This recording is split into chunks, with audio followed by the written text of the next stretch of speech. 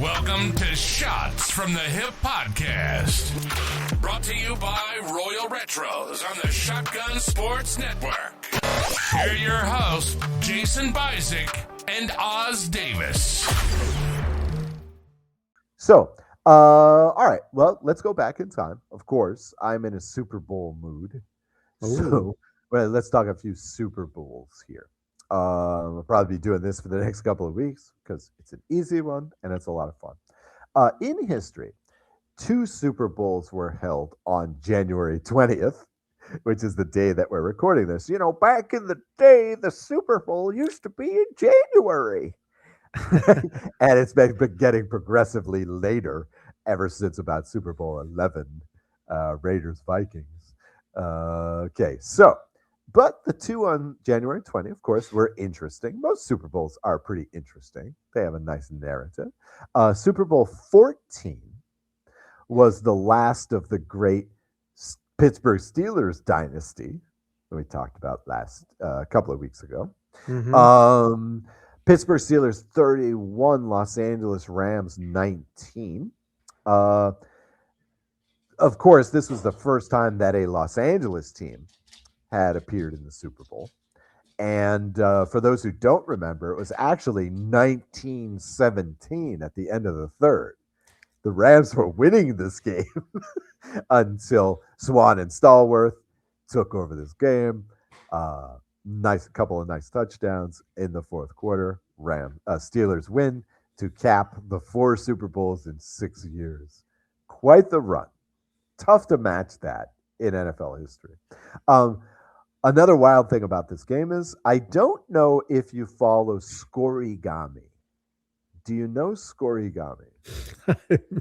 Never heard of scorigami. Okay. Scorigami is fantastic. Okay. So what it is, it's this tracker. It tracks the scores of NFL games. A scorigami is proclaimed anytime there is a final score that's never been seen before. Right? It's really a lot of fun to watch because you can watch it live now. They'll post the scoreboards on a Sunday and they'll update it. And at the bottom of each score, there's a statistic that says probability of scorigami. Huh. And it will tell you, like, what are the odds that you're going to see a score that you've never seen before. It's happened a few times this season. I think it happened 3 times this season. But this is the only Super Bowl that was a scorigami. This was the first time ever that 31-19 had been the final score. So, interesting game. It was a lot of fun. I still remember watching this one as a kid.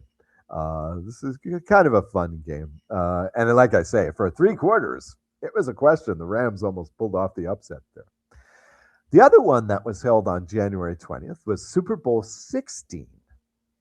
San Francisco 49ers 26, Cincinnati Bengals 21.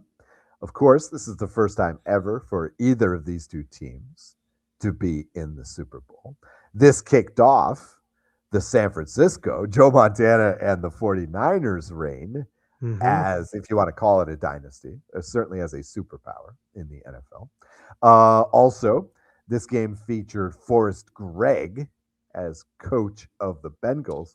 And he became actually the first former NFL player ever to coach a team to the Super Bowl. So kind of a wild one there, kind of a precursor to Mike Vrabel and guys of his ilk. Interesting one there. And for a long time, this was one of the closer Super Bowls ever. This was one of the tightest games in the Super Bowl, at least since Super Bowl 5. But looking at that, Super Bowl 16 led me, of course, to Super Bowl 23, the second meeting of the 49ers and the Bengals. Okay. Now, this one, and again, for quite a few years, this ended up being the tightest Super Bowl ever. The score was 16-13 with 2 minutes left. Cincinnati winning. The 49ers start with the ball on their own 8. Okay. Now, from there, we get the legendary story I believe you have the video queued up. I do. Can we play this? Okay. There should be enough audio here for the podcast audience. But All here's right, the video of what happens then. Trailing and with time running out, tensions were high in the 49ers huddle.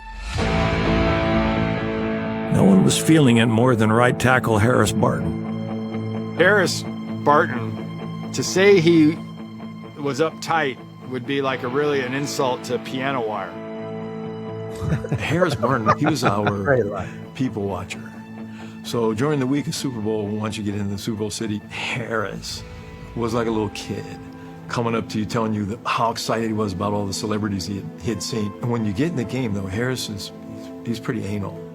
Joe recognized at that point in time that I was out of control. He was like humming, he was vibrating, he was so nervous. And he goes, "Hey, H." I go, "What?" He goes, "Look down there in the other end zone." And I look down there. I said, "Hey, H, man, there's John Candy." And Harris is funny, Harris is like, "Oh yeah, that is John Candy. Look at that." It's typical Joe, just to take everybody's mind, and especially Harris's, off the importance of that drive, just to remind them, this is a game. Let's go have some fun. Right. Right. And of course, Joe Montana's nickname back in those days was Mr. Cool. Really one of the clutch players in NFL history. Joe, he was so cool. Man, he was great. I particularly remember all those 49ers victories because I think twice they beat my Miami Dolphins in the Super Bowl. I think it was twice. They beat At least Miami. once. No, once they did because Denver was the other one. They won Okay. 4, and then Young beat the Chargers, the bizarre Stan Humphries year. When it was one of those, the Chargers just kind of, who's going to win the AFC? Us, I guess. Yeah, it was one of those years. But yeah, no, they only beat the Broncos once. Okay, the Dolphins once. Okay, so of course, just one more note on this. Mm-hmm. The key there is John Candy. Okay, and this is in what, 1989? So what's the significance of John Candy at the Super Bowl? I'm sure you remember. Does it have anything to do with him and his part ownership in the Toronto Argonauts of the CFL? Right. Not long after this game. Not saying it's connected, but not long after the game, this is when John Candy bought partial ownership in the Toronto Argonauts. And the 1990 season was that year when the Argonauts had a dream team. You know, this is well recognized as one of the great CFL teams ever to play the game. Pinball Clemens. How about that for an MVP pick that season, huh? Pinball Clemens, right? Go for him. Or no, I should say Rocket Ishmael. Rocket Ishmael. The original pinball. Rocket Ishmael for the Toronto Argonauts. So yeah, that has been your sports history 10 minutes. Or so. Go Niners next year.